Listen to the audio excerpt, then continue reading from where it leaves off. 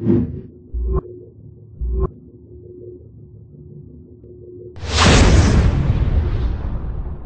and welcome to this video on email marketing, recorded at the Brand Republic Email Marketing Conference. The next few minutes or so we hope will give you some valuable insight, top tips and advice from brands such as eBay, Ticketmaster and BSkyB on how to improve your email marketing. It's having an idea of actually you're talking to a person. So it's the same way as writing a letter, you're just doing it on a larger scale. So persona, I think, is important. Getting people to read it, scan it, short subject lines. People don't want to be bombarded with, really long subject lines. Personalisation. If you know their name, use it. People love having their name used. With the digital world expanding as the economy shrinks and digital moves upwards, there's more and more email out there. So one of the keys in terms of return on investment is competition. There are lots more people sending email, trying to get hold of somebody else's money. Therefore, in your market, you need to be able to differentiate and add value, but also in somebody's inbox. There are more and more emails going in with some 90 billion emails a day circulating around. It's very important that your messages stand out for the right reasons. Yeah, listen to the customers, do research on them, look at focus groups. At eBay we've done focus groups and eye tracking in the last 12 months to understand how they're interacting with our communications. And it's difficult with eBay because it's such a short experience. You look at it for a couple of seconds and you either click or you don't.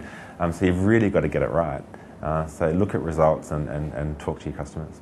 It's based on a lot of different levels. It's based on what we can derive from the transactional information we have. It's based on a lot of research data and a lot of market data in terms of trying to pull third-party information in to give some colour and flavour to the relatively dry data that transactional segmentation gives you. But then, yes, it's also based on campaign response and kind of interaction with emails. Long term, hopefully, it will be based on display activity, also put into the database in terms of responsiveness to that. Clickstream data from the website, research data, all sorts of other outside influences and outside information that we can pull into the same source. I think in a way it depends on how you actually hold that data.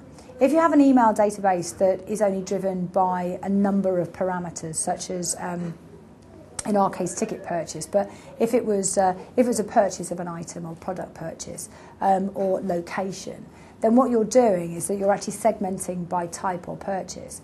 If you actually have a full integrated CRM tool, what you should be doing is actually saying, okay, fine, where are the touch points in my business that relate to that one person? And then what you start doing is you start using email as a start of a conversion for individuals and what they want to do. Data capture is something that's very important. It's got great leverage for us if we can get it right, but it's important to keep the customer at the centre of what we're trying to do. One of the key mistakes people make is to try and ask for too much information too soon, which can turn people off from engaging with them. If we can capture an email address to start with, we can send them an email, perhaps a newsletter or some kind of ongoing program. If we have that, it gives us an opportunity via tricks such as polls or surveys to ask them very light questions that can engage them and perhaps give us just a gem or two of extra information to start to segment them. Identify what are the key bits of data we need to start the relationship, and then mapping out over time how can we collect other pieces of information from them when they purchase a product from us, when they talk to us over the phone or whether they talk to us online, and ensuring that we continue to gather it bit by bit as opposed to asking for too much too soon. I think we've enjoyed a wonderful time in marketing and in most areas of business where we could test just about anything we liked because we had the budget.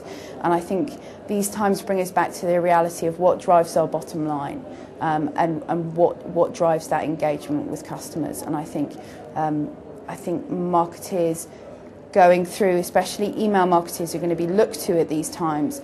It allows us to go back and really, learn and test the hard way, rather than having everything possible to test at our disposal. Let's go back to, okay, what's actually going to deliver me something?